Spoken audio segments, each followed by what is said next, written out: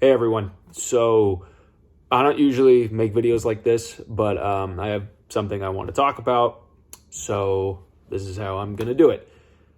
So for the last couple years, I have been writing a book. And it very recently got published. It's called The Haystack. It's a fictional book for the most part. I'll get to that in a second. And with it being out, I've had people read it. And there's one story in this book, because the book's about 3 different characters, and all their stories connect or whatever. But one of the characters' names is Brad. And Brad, in the beginning of his story, has a lot of things happen to him. And toward the end of his story, he develops I don't even know if I'm allowed to say this on this website, but toward the end of his story, he develops Okay, so I had people read this because it's been out for a little while, and message me and go, "Hey, Brad's story was really detailed and pretty dark.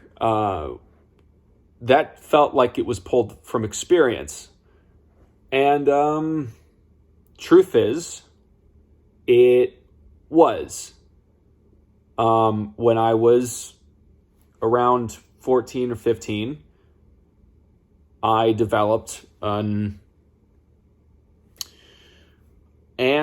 I don't think I've ever said that publicly, at least. I mean, I think I've told, my mom knows about it. My brothers know about it. That's it. Some of my best friends don't even know about this.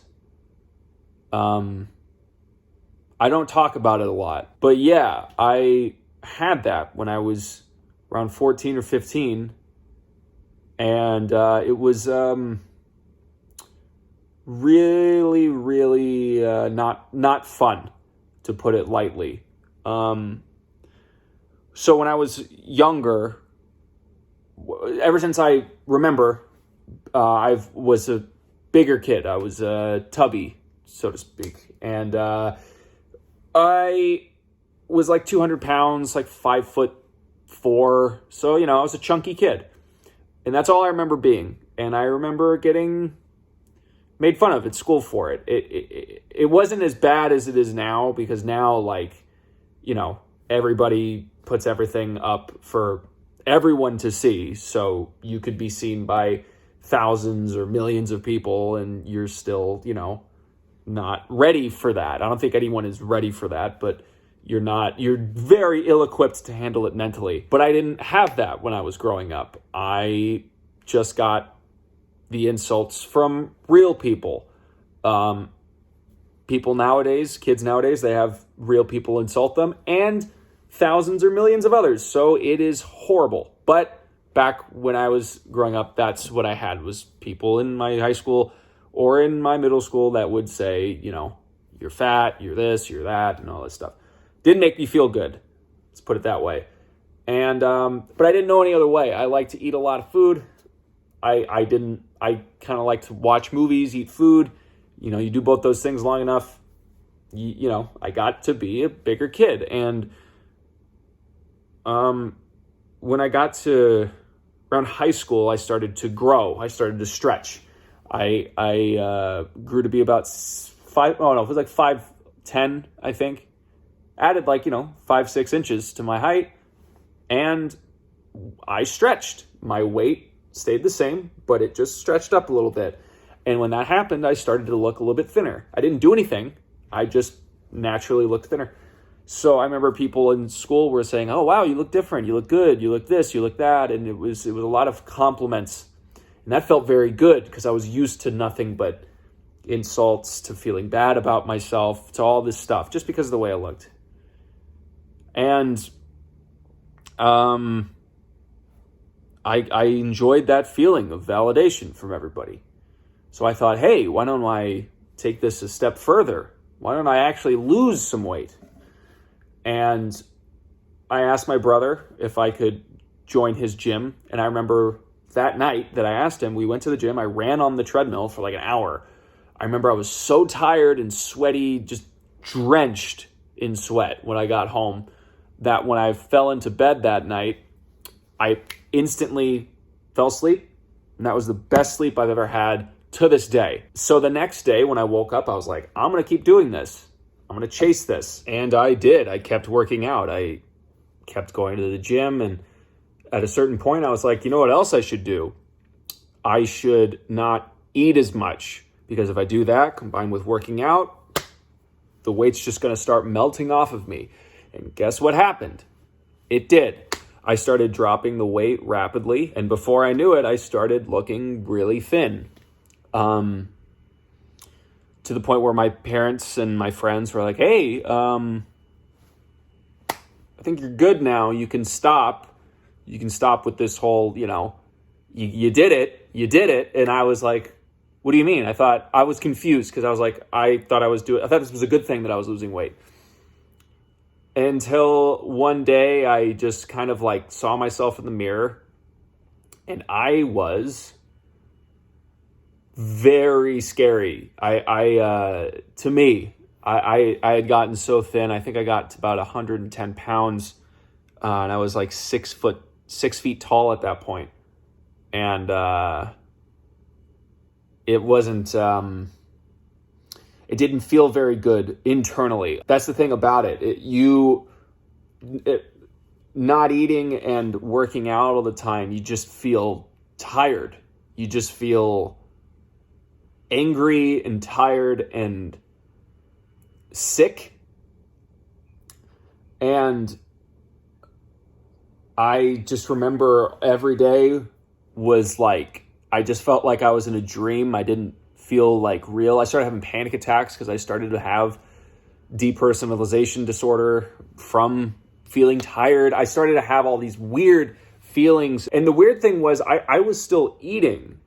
See, that's what a lot of people don't know about these kind of disorders, is that it isn't just not eating or throwing up. Sometimes it is super strict scheduled eating that has to be exactly this, or you can't eat it.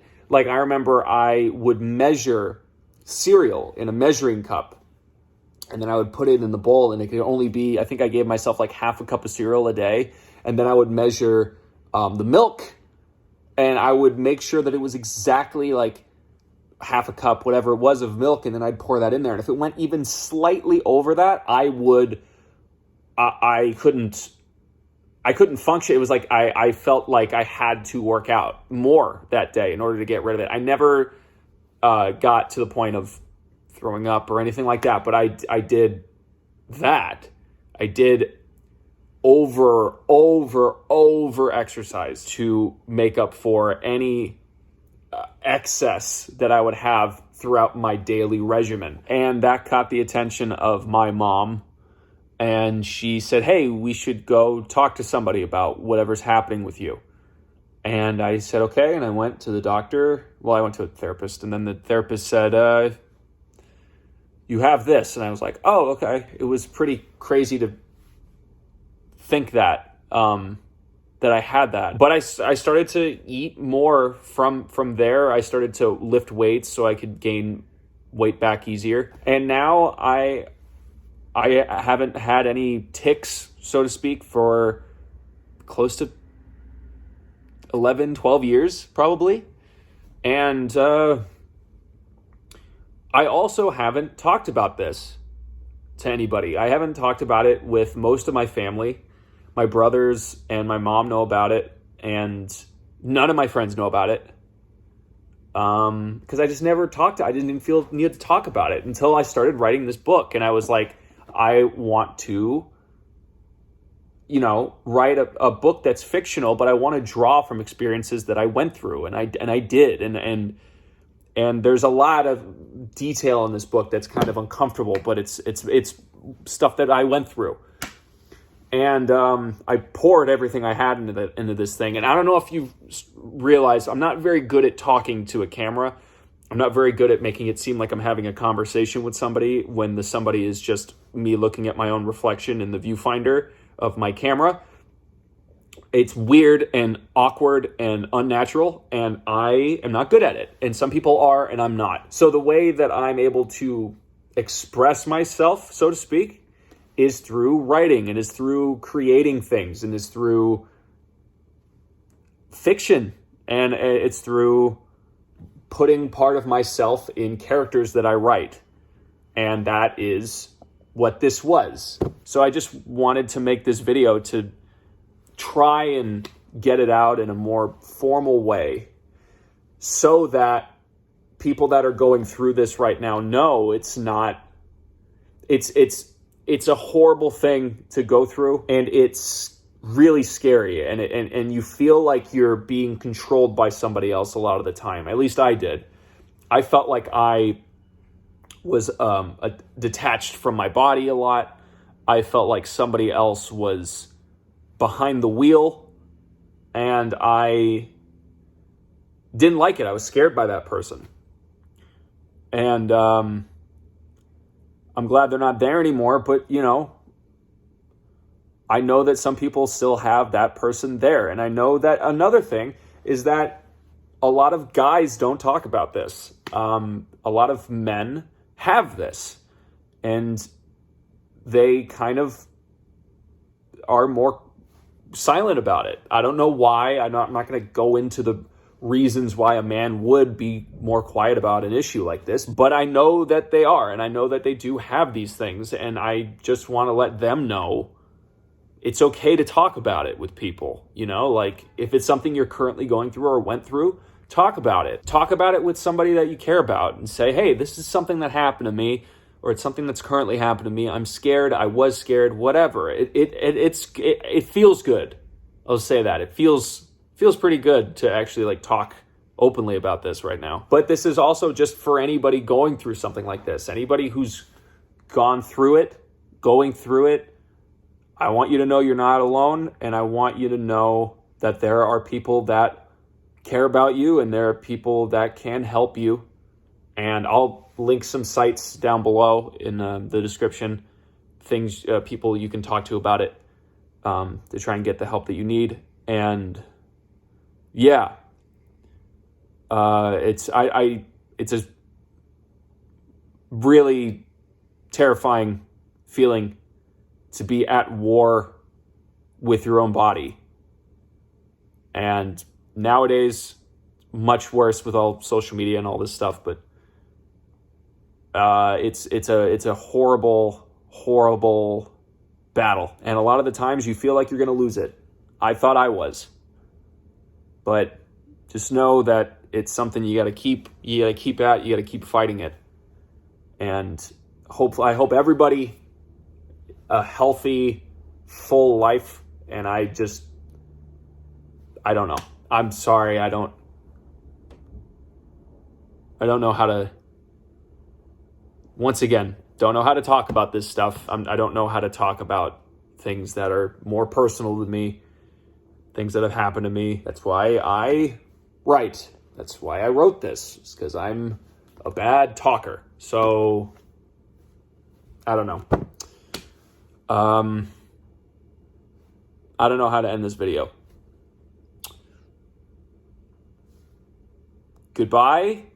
Nope, that sucked. Something else. I'll see you later. That was equally as bad, but we're going to just try and end it there, okay? All right, bye-bye.